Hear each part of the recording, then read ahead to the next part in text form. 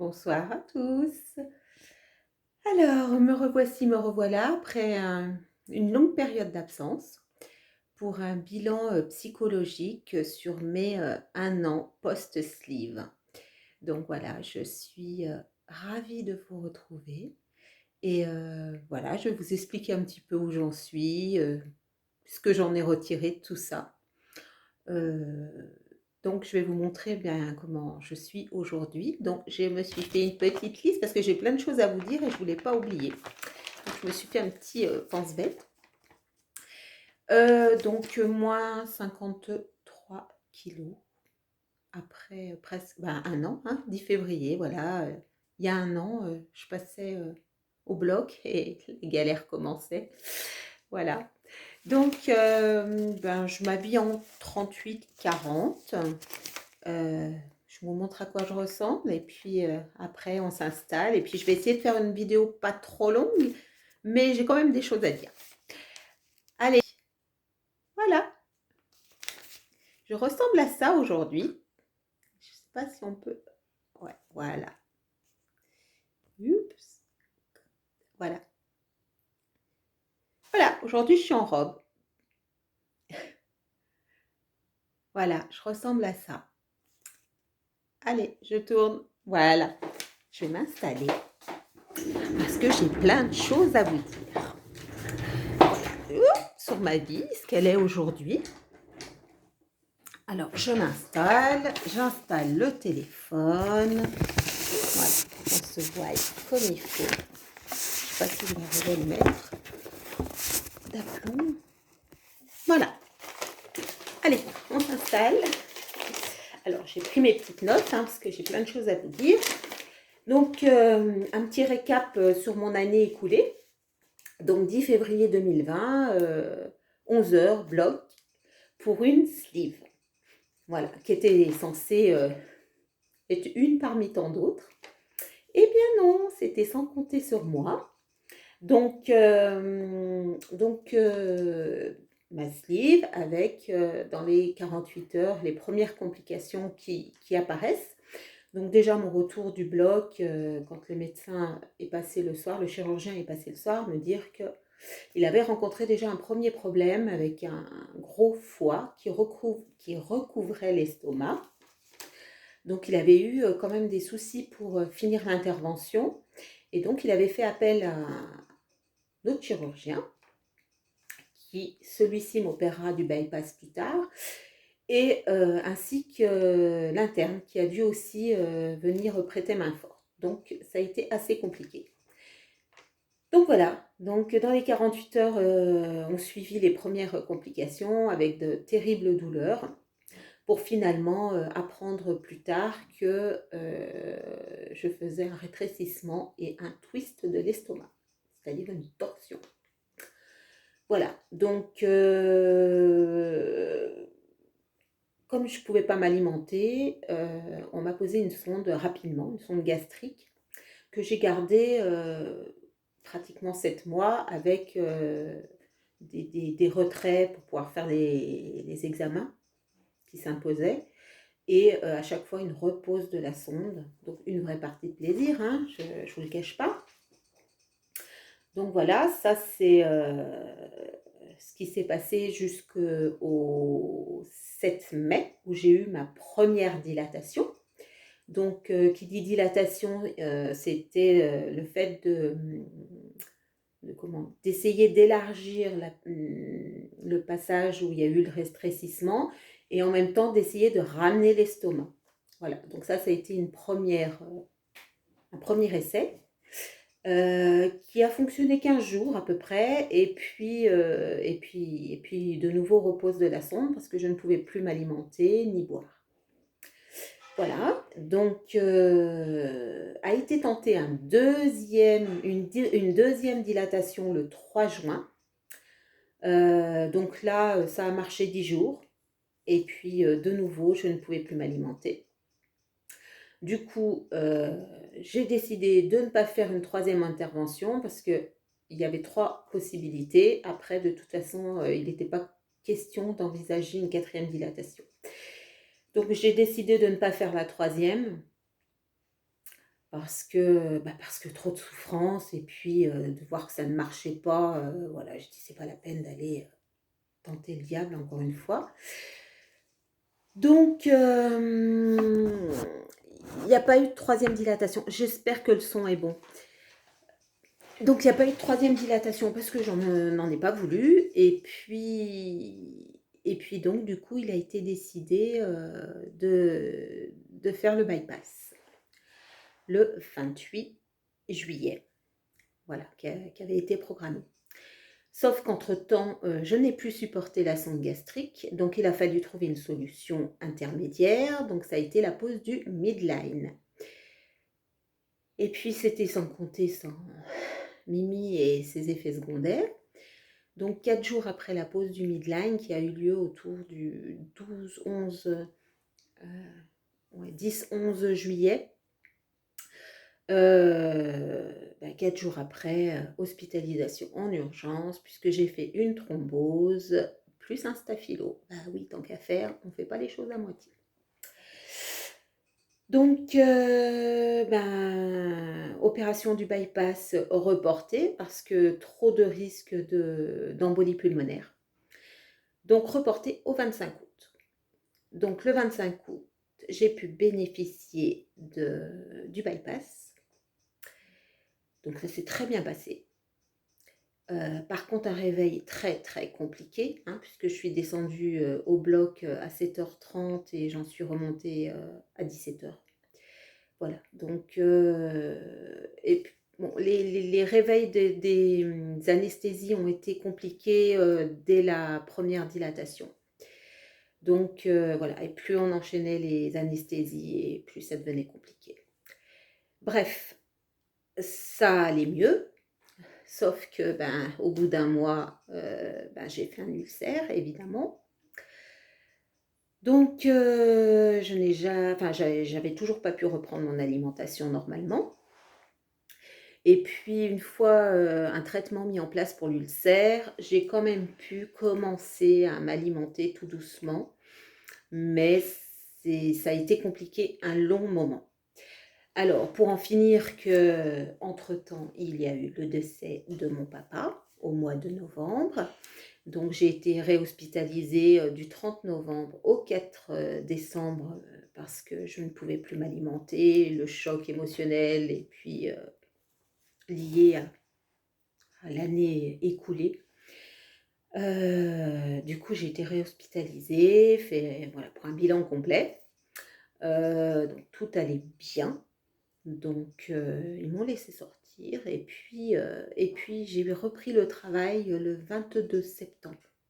Donc j'étais arrêtée depuis le 7, non, excusez-moi, depuis le 9 février 2020 et j'ai repris le travail le 22 décembre 2020. J'ai repris sur 15 jours, 2 jours par semaine. Donc ma vraie reprise effective a été le 4 janvier, où j'ai vraiment repris. Voilà, donc ça c'est pour l'année écoulée de mes aventures.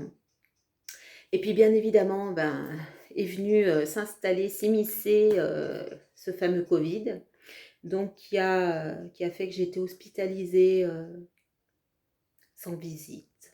Voilà, dans des conditions bien particulières avec les masques et tout ce qui s'ensuit. Pas de visite, c'était long, c'était difficile, c'était dur, vraiment. Et puis, ma foi, il a fallu apprendre à vivre avec, hein. De toute façon, on n'a pas le choix. Voilà, donc ça, c'est un petit peu le bilan de ce qui s'est passé au niveau de ma sleeve et de mon bypass qui n'était pas prévu parce qu'à la base, quand même, je n'en voulais pas du bypass. Vraiment. J'avais dit non, pas question, je veux une sleeve.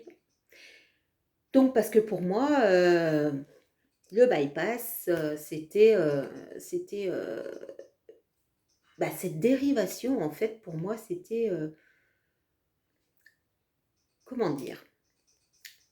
Pour moi, la sleeve, on gardait quand même le système digestif en place, réduit, avec un estomac réduit, mais avec un système digestif qui avait toutes ses fonctions. Alors que le bypass, on dérive l'estomac. Voilà. Donc, je me suis dit, non, ce truc-là, c'est pas pour moi. Je n'en veux pas. Donc, j'avais opté j'avais opté pour la sleeve. Et puis bah voilà, hein, les choses ont fait que bah, pas le choix, bypass. Donc ce bypass en lui-même, ça s'est très bien passé. Aujourd'hui, par contre, je vis avec des douleurs aux intestins quand même. Ça s'est pas passé. Mais vraiment, tous les jours, j'ai des douleurs aux intestins. Tous les jours, tous les jours, tous les jours, tous les jours. Et des diarrhées régulièrement. Ouais, donc ça, c'est pas top, quoi, vraiment. Et puis, la digestion, quand même, n'est pas la même. Les aliments vont directement dans l'intestin. Et moi, ça a quand même changé ma vie. Voilà. Donc, il a fallu que j'accepte tout ça. Et ça n'a pas été facile. Parce que quand on ne veut pas d'une opération et que finalement, elle vous est imposée, eh ben, il faut l'accepter et c'est pas simple. Voilà. Donc, moi, j'ai trouvé la solution de l'hypnose qui m'a beaucoup aidée. Notamment, c'est une amie qui la pratique, que j'ai rencontrée sur le parcours du Jérôme qu'on a sur l'hôpital de Chambéry. Et entre nous, ça fait tilt tout de suite. On était fait pour se rencontrer toutes les deux. On n'a pas été mis sur le même chemin par hasard, j'en reviens. Voilà, donc elle comprend tout ce que j'ai vécu et du coup, les séances d'hypnose sont assez efficaces. Et puis donc, ces problèmes intestinaux qui perdurent, j'arrive pas à trouver de solution contre cette douleur, contre ces ballonnements. Enfin, j'ai retrouvé les anciennes sensations d'obèse, de ballonnement, de gonfler, enfin pas bien. Voilà. Et du coup, on m'a conseillé de voir un éthiopathe. Qu'est-ce que c'est qu'encore cette bête-là? Parce que je ne connaissais pas l'éthiopathie. Donc finalement, j'ai opté pour l'éthiopathe. J'ai fait 3 séances à ce jour et je dois dire que il y a un petit mieux. Alors, bon, évidemment, chaque fois qu'il me manipule, dans les 48 heures qui suivent, je suis malade comme un chien, hein, réaction plus chez moi. Mais je dois constater que je n'ai plus ces ballonnements et que je me sens beaucoup mieux et que les douleurs sont moins denses, moins denses. Du coup, ben voilà, hein, je me dis que finalement, j'ai peut-être trouvé quelque chose qui va solutionner mon problème. Voilà. Voilà où j'en suis au niveau post-opératoire. J'essaie de trouver une position adéquate, mais c'est pas top, parce que j'espère vraiment que le son est bon. Voilà, hop. Bon, ben voilà, là je vous ai fait un petit bilan un petit peu d'où j'en étais. Alors, au niveau psychologique, par contre, je galère. Je galère vraiment aujourd'hui, parce que, en fait, la reprise du travail n'a pas été top. Bon, je crois que je vais le garder à la main, parce que... Voilà, la reprise du travail a été compliquée. Donc j'ai repris le 4 janvier et malheureusement, après 11 mois d'absence, c'est compliqué de retrouver son poste. Alors il y a eu des remplacements certes, mais c'est compliqué parce qu'en plus, il y a eu tout un changement dans le système informatique. Et puis, ma collègue a dû prendre à sa charge une partie de mon travail, parce qu'il y a eu une remplaçante, mais qui a pris très peu. Et du coup, quand je suis revenue, alors une chose qui a été super, qui m'a beaucoup amusée, c'est que personne ne m'a reconnue. Forcément, ils m'avaient quittée obèse, blonde, avec des lunettes transparentes, et ils m'ont retrouvée mince, brune, avec des lunettes noires. Donc personne ne m'a reconnue, sauf, vous allez croire ou pas, nos résidents, qui sont quand même handicapés, mental pour certains.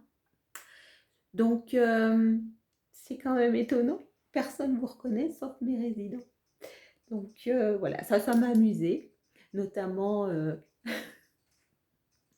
mon DG qui est arrivé, donc c'est moi qui l'ai accueilli et «Bonjour madame» et je dis: «Bah, bonjour monsieur», je peux pas dire son nom, mais «Bonjour monsieur X», on va dire. Il me dit: «Bonjour», je dis: «Bah, vous me reconnaissez pas?» Il me dit: «Non, on se connaît». Je dis: «Bah, enfin monsieur X, c'est moi, c'est Mireille». Alors là, il est resté, bouche bée. Il me dit: «Non mais c'est pas possible, c'est pas vous». Je dis: «Bah si, c'est moi. Je vous assure que c'est moi». Donc j'ai enlevé mon masque, j'ai dit: «Ouais, c'est moi». Elle me dit: «Mais j'en reviens pas, c'est pas possible, c'est pas vous». Eh ben je dis: «Si». Donc ça a été un moment exceptionnel et du coup, j'ai vécu un super moment parce que, heu, il a pris le temps de me dire: «Mireille, venez me voir dans mon bureau 5 minutes». Alors, j'y suis allée et là, il me dit: «Mais racontez-moi, si vous voulez bien, racontez-moi». Il me dit: «Je suis curieux, vous avez le droit de ne pas parler, mais vraiment racontez-moi». Alors je lui ai raconté, je dis: «Bah, allez-y, posez-moi les questions que vous voulez, il y a pas de souci, je vous réponds». Voilà, donc on a eu un échange, mais vraiment, super. Bon, c'est déjà quelqu'un de très, très bien, mais là, c'était, vraiment un échange, un partage, super, voilà. Je remercie mon DG parce que vraiment, tip top, vraiment tip top. Merci monsieur X. Voilà. Sinon, voilà, c'est personne m'a reconnue et tout le monde m'a dit: «Mais t'es super, on te reconnaît pas, mais vraiment tu resplendissante, tu le sourire, tu pas changé», parce que je suis quand même quelqu'un d'assez souriante dans la vie de tous les jours et voilà, c'était génial parce que j'ai eu, vraiment, que des très, très bons retours de la part des personnes qui ont quand même, même si j'avais rien dit, ont très vite deviné que je m'étais fait opérer. Voilà. Et du coup, non, c'était vraiment c'était bien, puis de se savoir, voilà, tout le monde m'a souhaité un très bon retour, était très content de me voir revenir et ça fait du bien au cœur. Voilà. Après ça, c'est compliqué vraiment au niveau, du travail pour moi parce que, ben, donc, ma collègue a du mal à me redonner, ce qui me revient. Du coup, je m'ennuie. Je m'ennuie. Heu, du coup, c'était compliqué pour moi, donc j'ai tenu, jusqu'à maintenant et j'ai demandé, vendredi à voir ma directrice. Voilà et je lui ai exprimé, mon état en disant: «Bah, là, je me sens vraiment pas bien, quoi. Je me sens pas bien parce que je retrouve pas mon travail et parce que je m'ennuie. Je m'ennuie vraiment et enfin, là où je travaille, il y a quand même un souci du bien-être du salarié et du coup, notre direction est très à l'écoute. Du coup, elle a vraiment entendu, mon appel et elle a programmé un entretien, une réunion, mardi, donc qui arrive, mardi prochain et du coup, je suis contente parce que ça traîne pas. Voilà, elle a vraiment entendu, ce que j'avais à lui dire et mardi, on va plancher toutes les 3 sur un redispatching du travail et un refonctionnement, réorganisation du secrétariat et ça, c'est génial. Voilà, je suis super contente. Toutefois, dans mon cheminement dont je vais parler tout à l'heure, ça fait partie, je crois, de tout ce qui a changé en moi, c'est que, j'ai envie de retourner dans le médical quand même. Voilà, pour avoir travaillé dans le médical il y a 30 ans, heu, toute cette expérience, m'a donné quand même envie de retourner dans le milieu médical et sauf que, bah, il y a 30 ans, on bossait pas comme maintenant, il y avait pas la carte vitale, le lien avec la mutuelle, le dossier de l'usager, et cetera et cetera. Donc je pense que j'ai besoin d'une petite remise à niveau et on ne cesse de nous harceler avec oh, j'ai oublié le terme, congé formation là, vous savez là, anciennement DIF. Donc je pense que je vais me servir de ça pour, me faire une petite remise à niveau et puis, je vais, essayer de faire un stage, à l'hôpital pendant une semaine de congé payé parce que j'ai pas le choix. Mais voilà, en essayant de cibler, ce domaine-là qui me manque aujourd'hui et j'aimerais bien, retrouver un poste en tant que secrétaire médicale dans un cabinet ou même à l'hôpital, j'aimerais bien. Je sais pas si l'ambiance est bonne par contre, mais ça me tenterait bien quand même. Voilà. Donc je suis dans ce projet-là, donc je suis pleine de projets en fait, hein, niveau professionnel, dans ma vie, de tous les jours, ouais, je suis bien. Je suis bien et pleine de projets. Voilà. Heu, J'essaie de retrouver un équilibre qui n'a pas été facile à retrouver après 11 mois d'absence. 11 mois d'absence, 11 mois de prise en charge médicale assez intensive et il faut retrouver un équilibre parce qu'en fait, une fois que tout ça est fini, ce qui était dur aussi, j'en avais déjà parlé, c'est de se retrouver livré à soi-même. Parce que en fait, on est hyper médicalisé pendant 11 mois et puis tout va bien et vous rentrez chez vous et il n'y a plus rien. Et là, mais c'est terrible. Terrible parce que vous avez une prise en charge pendant 11 mois qui est tellement intensive et que vous retrouvez chez vous mais sans plus rien en disant bah, tout est fini, tout rentre dans l'ordre et là, ma petite, tu reprends ta vie quoi. Sauf que ça se fait pas comme ça. C'est juste pas possible. Du coup, ça a été extrêmement compliqué de retrouver un équilibre sans cet accompagnement. C'est-à-dire qu'il faut reprendre sa vie, reprendre là où on l'avait laissé, mais en fait, il s'est tellement passé de choses entre-temps que c'est hyper compliqué. Du coup, la vidéo va durer, j'espère que ça ne va pas couper, je vois le temps qui défile. Du coup, en plus, j'ai eu le décès de mon papa dans tout ça. Ça a fait un mélange, mais en fait, je m'en suis pas rendu compte tout de suite. C'est quand j'ai repris le travail au mois de janvier, que j'ai repris un rythme en fait de travail, maison, boulot, voilà quoi, votre vie normale. Et il y a un manque qui se crée parce que vous avez l'impression qu'il vous manque quelque chose. Vous avez tellement été accompagné, tellement d'échanges, et d'un coup plus rien, il vous manque quelque chose dans votre vie. Donc oui, ça a été assez compliqué à ce niveau-là psychologiquement parce qu'il a fallu se détacher vraiment de ça. Donc, et on n'a pas d'accompagnement. On a un accompagnement, enfin, on n'a pas d'accompagnement. C'est pas tout à fait le terme. Euh, j'ai la chance d'avoir un suivi psychologique. Donc la psy, je la vois tous les mois, la psy du Jérôme. Donc on peut exprimer tout ce qui ne va pas. Donc j'ai quand même eu ça, mais qu'une fois par mois, c'est pas beaucoup. Pendant un mois, il faut vivre, quoi. Donc ça n'a pas été facile, vraiment. Il faut quand même, il faut du caractère, il faut de la force, hein. Vraiment, hein, c'est un sacré parcours quand même, cette opération, il faut le savoir, hein. C'est que du bonheur derrière, parce qu'on retrouve une vie, on se retrouve au niveau du corps, au niveau du bien-être, au niveau de plein de choses. Mais il faut être fort mentalement quand même, hein, sachez-le, hein. C'est merveilleux, moi je le conseille à tout le monde de le faire parce qu'on revit derrière, mais soyez fort quand même, hein.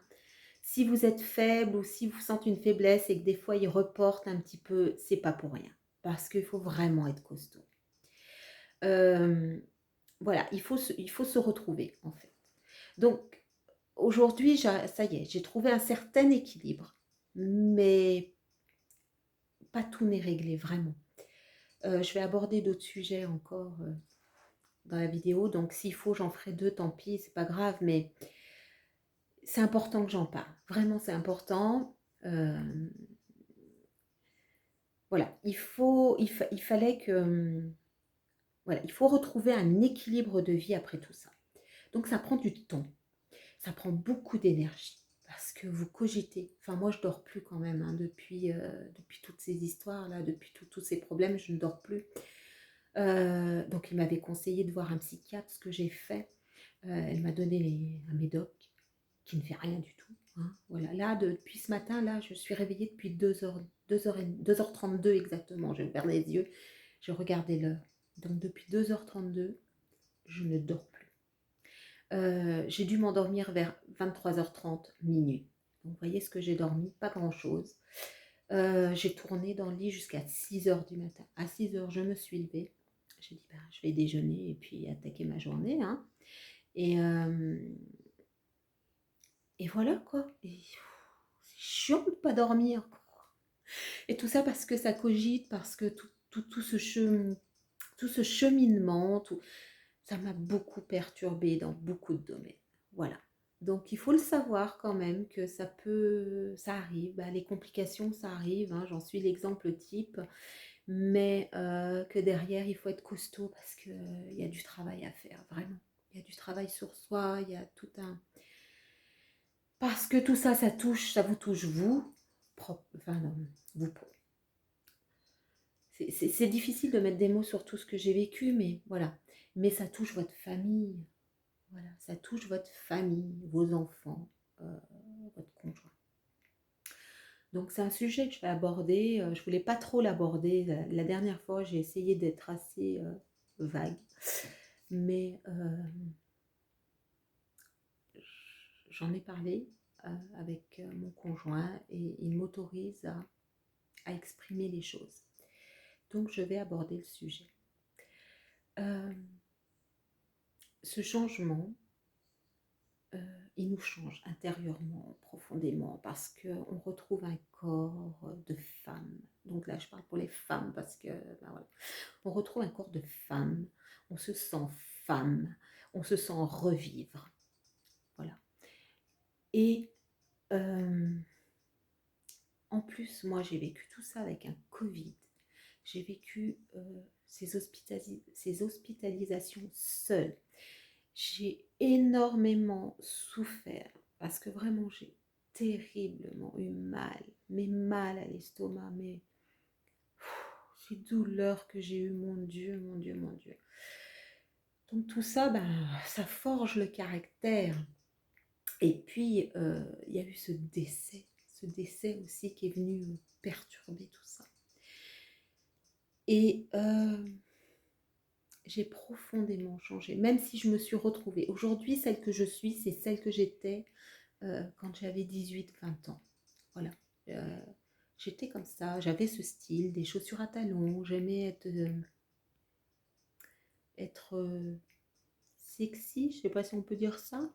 Voilà, j'aimais prendre soin de moi, j'aimais me sentir belle, j'aimais tout ce que j'ai mis de côté pendant 25 ans. Aujourd'hui, je me retrouve. Donc moi, je me sens bien dans mes baskets. Je suis heureuse d'être comme je suis aujourd'hui parce que je me retrouve. Quand je me regarde dans la glace, je me retrouve, je me dis, ouais, voilà, là je suis moi. Je suis moi, Mireille. Tu t'es retrouvée et en plus, je me trouve jolie. Voilà. Après, je plais pas, je m'en fous, hein, à vrai dire. Chacun ses goûts, mais moi aujourd'hui, ce qui est important, c'est que moi, quand je me regarde dans la glace, aujourd'hui, je me dis, ouais, tu te plais, tu te trouves jolie, quoi. Et c'est important de se trouver jolie, parce que quand je m'habille le matin, que je mets mes talons, que je mets mes collants, que je mets mes robes, mes bijoux, que je me maquille, je le fais pour moi avant tout. Je le fais pas pour les autres, je m'en fous des autres. Moi, aujourd'hui, je vis pour moi et je le fais pour moi. Donc, si je plais aux autres, tant mieux. Et si je ne plais pas, tant pis. Voilà. Ce qui est important, c'est de se retrouver soi et de s'aimer. Voilà. Il faut de nouveau s'aimer. Parce que quand on prend du poids, on ne s'aime plus. C'est pour ça qu'on prend plus soin de nous, parce que le reflet que nous renvoie cette PUTAIN de glace est terrible. Donc, c'est important de se retrouver soi, de se trouver belle et de s'aimer. Donc, ça prend du temps. Voilà, ça prend du temps, mais c'est important de prendre soin de soi, mais pour soi-même, pas pour les autres. Surtout pas pour les autres, mais pour vous et uniquement vous. Voilà, ça c'est un message important que je voulais faire passer. Euh, donc je voulais parler de ces changements. Donc ces changements, ben, du coup, on change puisqu'on s'aime de nouveau. Euh, du coup, on attire, vous attirez le positif parce que on est tellement bien dans notre peau. Je pense que on rayonne. Comme on revit, on rayonne. Et quand on rayonne et qu'on est bien dans sa peau, bah forcément, on attire le positif et on attire le regard des autres. Et ça pose problème. Ça pose problème au conjoint qui n'est pas préparé à ça. Il m'a demandé de faire passer un message important et je vais le faire. Alors aujourd'hui, nous, moi et mon conjoint, on traverse une période extrêmement compliquée due à cet amincissement. Donc il me demandé de faire passer le message que nous, en tant que patients, on est pris en charge. C'est-à-dire qu'on fait attention à nous, qu'on veille à ce qu'on ne tombe pas dans une dépression. On veille, moi j'ai un suivi psy qui a été mis en place pour tout ça. Et lui, il n'a rien. Il me dit, nous, on est délaissés et, et on se fout un petit peu de nous, quoi. On les oublie. Quelque part, il n'a pas tort. Quelque part, il n'a pas tort parce que lui, il n'a pas de suivi. S'il veut un suivi, il faut qu'il aille voir un psy, quoi. Mais il n'a pas, il n'a pas d'accompagnement pour tout ce qui s'est passé. Il n'a pas eu d'accompagnement. Et aujourd'hui, il en souffre. Et étant donné que c'est compliqué entre nous, et ça, comment dire, j'essaie de trouver les mots, c'est pas simple parce que oui, il se sent abandonné en fait. Il se sent abandonné. Je crois que c'est le mot. Il se sent abandonné. Voilà. Donc, quand on fait le parcours du Jérôme, on nous explique que justement, cette opération engendre de grands changements et que souvent,